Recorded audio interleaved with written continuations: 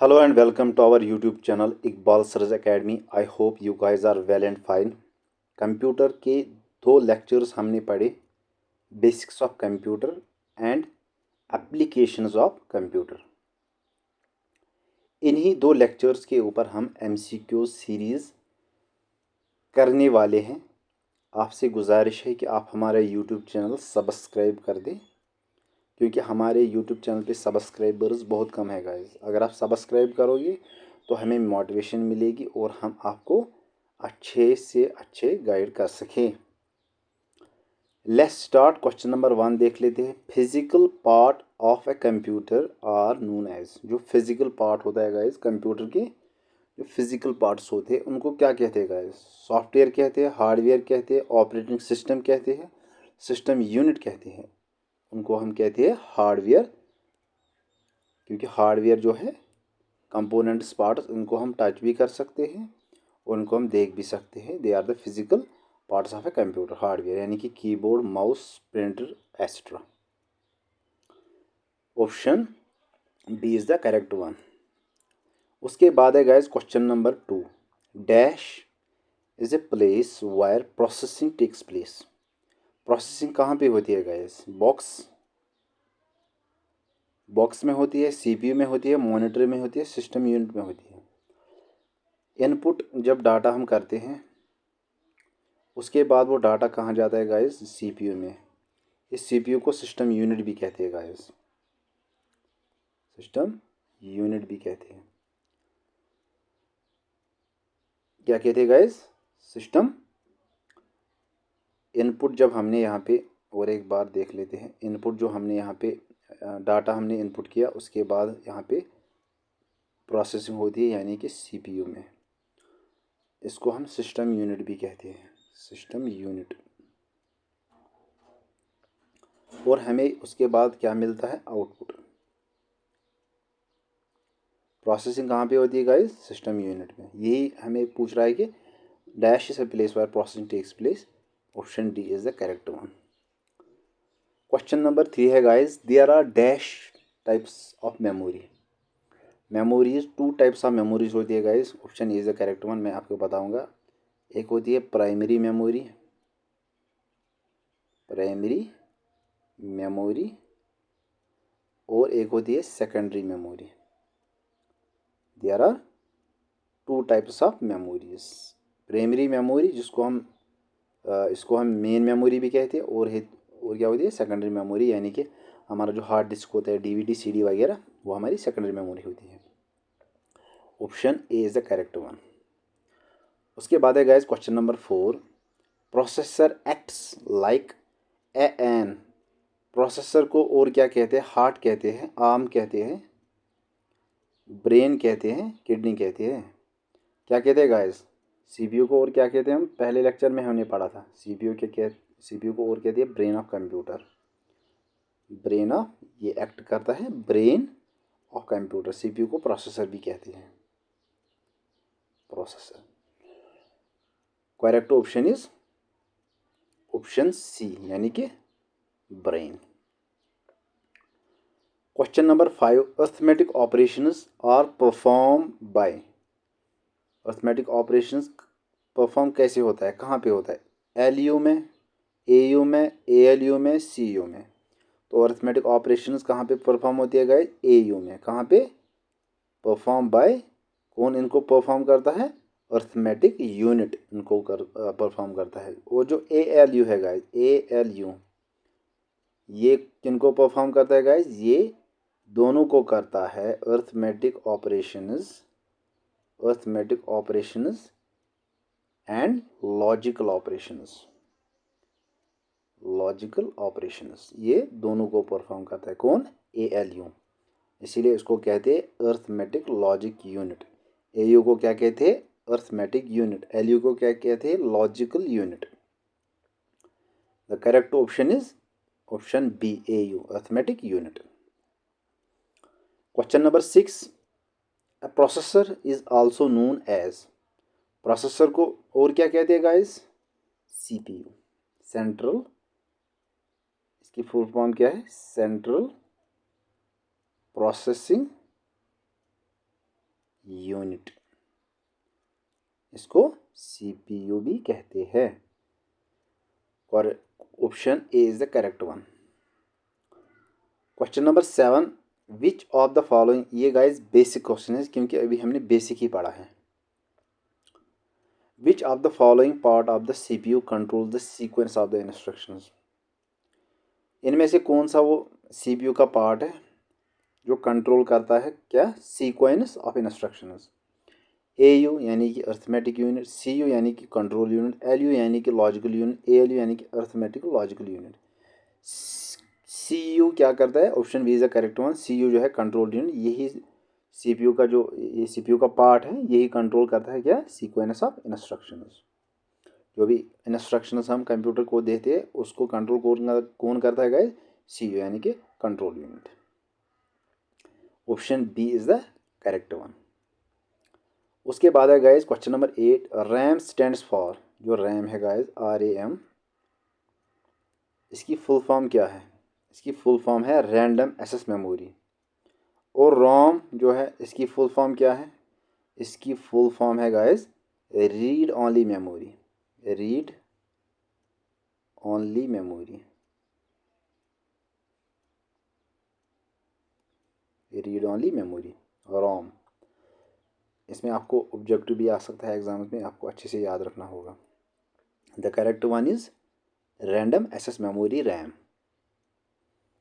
उसके बाद है guys question number 9, ROM stores data permanently, temporary, partially, fully. तो जो रोम है गाइस ये स्टोर डाटा करता है permanently. Option A is the correct one, यानी कि रोम रीड ओनली मेमोरी। उसके बाद है guys question number 10, bar code reader is an dash device. ये कौन सा डिवाइस है, ये आउटपुट डिवाइस है, ये इनपुट डिवाइस है, ये डिस्प्ले है, ये स्टोरेज है। आपको पता है कि जो जब हम गाइस हमें कुछ सामान लाना होता है, कोई प्रोडक्ट लाना होता है दुकान पे, तो हम जब जाते हैं वहाँ पे एक दुकानदार के पास होता है वो गूगल पे, फ़ोन पे, उसके उस पर बार कोड लिखा होता है। वो बार कोड रीडर को जो हम फ़ोन से स्कैन करते हैं तो वहाँ से हमें उसकी इंफॉर्मेशन मिलती है, हम उसको पेमेंट करते हैं उसके ज़रिए। तो वो कौन सा डिवाइस हुआ, वो आउटपुट डिवाइस है कि इनपुट, वो इनपुट है ना गाइस, क्योंकि हमने उसको स्कैन किया, जब हमने स्कैन किया तो हमें इंफॉर्मेशन मिली वहाँ से, फिर हमने पेमेंट की, फिर पेमेंट जब हुई तो हमें आउटपुट मिला। अब क्या है गाइस, बार कोड रीडर ये इनपुट डिवाइस है। Option B is the correct one. Question number 11, which is used in security system and criminal investigations.